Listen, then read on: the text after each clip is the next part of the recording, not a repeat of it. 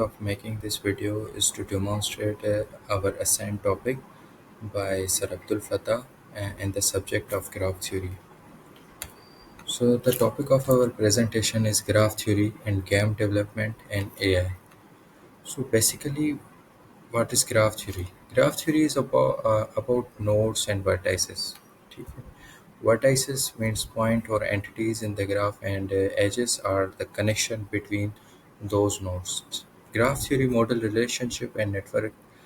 Graph theory basically क्या करती है, वो जो डिफरेंट नोड्स हैं उनके बीच में रिलेशनशिप बिल्ड करती है। ठीक है, कि एक एक नोड का दूसरे नोड के साथ कनेक्ट रिलेशन क्या है, और वेदर इट इज़ डायरेक्टेड और वेदर इट इज़ अनडायरेक्टेड। सो उससे हम डिफरेंट डिफरेंट नोड्स के ज़रिए हम इसकी रिप्रेजेंटेशन करते हैं, making it perfect for representation map decisions and knowledge structures end game and AI, जो कि हमारी हेल्प करती है क्या रिप्रेजेंट करने में।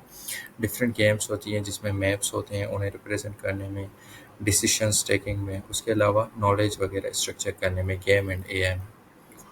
Moreover, you must have played so many games जिसमें हम क्या करते हैं, पाथ फाइंडिंग करते हैं। जस्ट लाइक पैकमैन गेम हो गई। ठीक है, उसमें भी एक करेक्टर जो होता है जो प्लेयर प्ले करता है। ठीक है, एक एंड और दूसरा करेक्टर्स क्या होते हैं, उन्हें हम कहते हैं एनपीसी, नॉन प्लेयर कनेक्टर।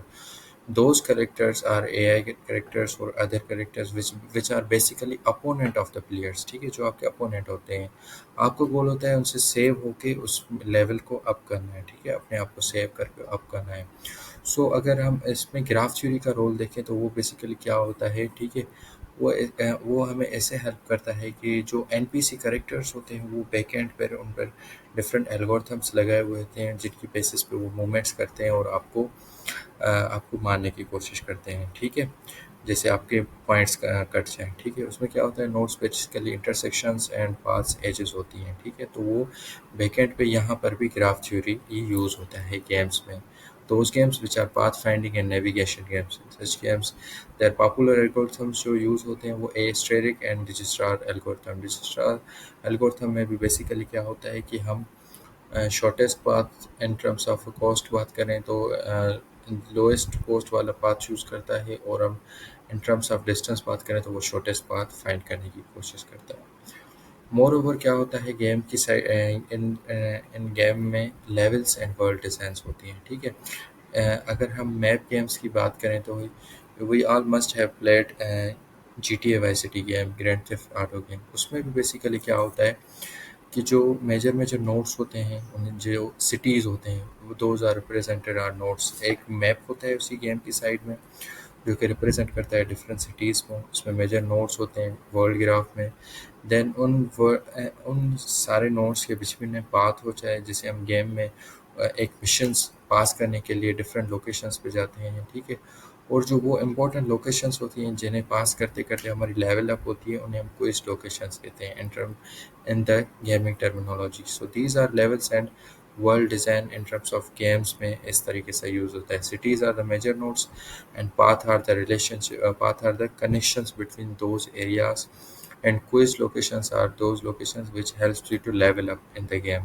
उसके बेस्ट एग्जांपल नीचे गेम्स दी हुई हैं, स्क्रिम हो गई, GTA वाई सिटी हो गई, और दूसरी भी open world game. Just like इसका एक और एग्जांपल भी तो आपने सैनिटरीज खेली होगी, उसमें भी एक मैप होता है जिसमें बेसिकली डिफरेंट डिफरेंट लोकेशंस को हमें रीच करना होता है फास्टेस्ट, एंड हमारी लेवल अप होती है।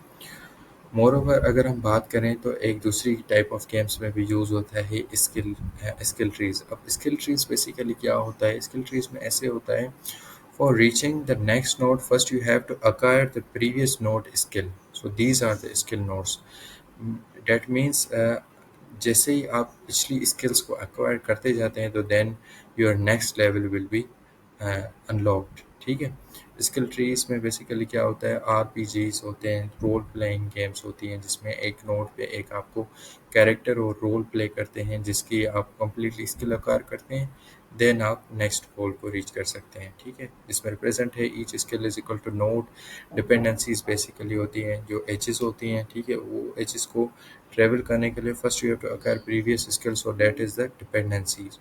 प्रोग्रेशन फॉलो पाथ होता है। Progression that means by the more you are traversing the nodes, the more you are acquiring the skills, the roles। ठीक है, इसका एग्जांपल है world of world craft skill progression game, जिसमें एक complete map होता है जिसमें डिफरेंट डिफरेंट स्किल्स आप एक्वायर करते जाते हैं, and you will traverse the whole graph. Moreover, graph theory also helps us in AI decision making. In decision making, AI agent use decision trees, a form of graph to choose actions based on game state. Now, in the AI decision making, there are some certain decision trees where on the different states the AI will select the possible paths। ठीक है, इस हिसाब से वो decision trees का भी game में role होता है। दूसरे बिहेवियरल ग्राफ्स होते हैं, जैसे ग्राफ्स जैसे लेवल्स अप होती जाती जाती हैं तो वो मोर कॉम्प्लेक्स डिसीजन स्ट्रक्चर बन जाता है, can represent sophisticated AI behaviour, जो एक एआई का सफिस्टिकेटेड बिहेवियर रिप्रेजेंट करता है। ठीक है, अगर इसकी हम गेमिंग के टर्म्स में एग्जांपल समझें तो एक फीफा गेम हो गई, रेसिंग गेम्स हो गई। AI decide whether to pass, shoot और defend based on traversing these decisions, इसकी बेसिस पे सारी होते हैं। These are the examples of AI decision making trees. Moreover graph theory का जो रोल है वो हमारी नॉलेज रिप्रेजेंटेशन में होता है। इसका एग्जांपल अगर मैं आपको दूँ तो हमारी फैमिली हायरार्की होती है, just like our great grandfather, then after our grandfather, after that our father, and we are children. So this is also the representation of family tree by using the graph theory। ठीक है, अब हम इसकी AI में role देखें तो it helps to track player choices. हम track कर सकते हैं कि प्लेयर की चॉइसेस कौन सी है, उसकी प्रेफरेंसेस कौन सी हैं, और हम क्या करते हैं फर्दर उसको मैनेज कर सकते हैं प्लॉट ब्रांचेस। ठीक है, ये मतलब ये प्लॉट कर सकते हैं कि इस स्टेट पर हमारा जो प्लेयर है वो कौन सी ब्रांचेस पर मूव कर सकता है, और हम डिफरेंट कैरेक्टर्स का रिलेशनशिप भी उसमें मैनेज कर सकते हैं बाय यूजिंग ग्राफ थ्योरी।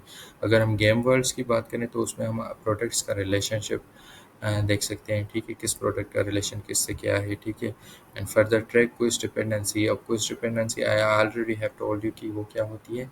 किसी भी नेक्स्ट इम्पोर्टेंट या कोई लेवल अप करने के लिए कुछ डिपेंडेंसी एक्वायर करनी पड़ती हैं, वो होती है क्विज डिपेंडेंसी। और दूसरा किसके लिए यूज़ होता है, represent NPC social network. NPC social networks are non player character social networks, कि वो कौन कौन सी मूव ले सकता है अपने अपोनेंट को हराने के लिए। ठीक है, these structures allows games to create complex interconnected world that respond intelligently to player. Up as if you compare the previous games and current games, now the games are more intellectual, more become complex, creativity level उसमें ज़्यादा है। This is all with the help of AI and graph theory। इसका यहाँ पे इस तरीके से role है। अगर हम ज़्यादा बात करें, ठीक है, तो इससे ये है सोशल ग्राफ इन मल्टीप्लेयर्स। अगर हम मल्टीप्लेयर गेम्स की बात करें तो वहाँ पर भी ग्राफ थ्योरी का एक मेजर रोल है।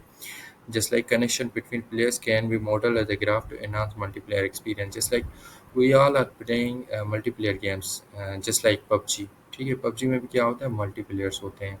तो हम इस टाइप ऑफ गेम्स को भी हम बाय यूजिंग ग्राफ, हम अब क्या होता है पबजी और इस तरह की गेम्स में भी आपको एक मैप दिया होता है, वेयर उस मैप में क्या होता है कि सारे प्लेयर्स जो भी उस मैप वहाँ आपकी जो गेम जोन है एग्जिस्ट करते हैं, और सारा जोन जो रिड्यूस होता जाता है उसमें वहाँ पे वो सारे हाईलाइटेड होते हैं। सो उस हिसाब से आप प्लान करते हैं what would be our next move.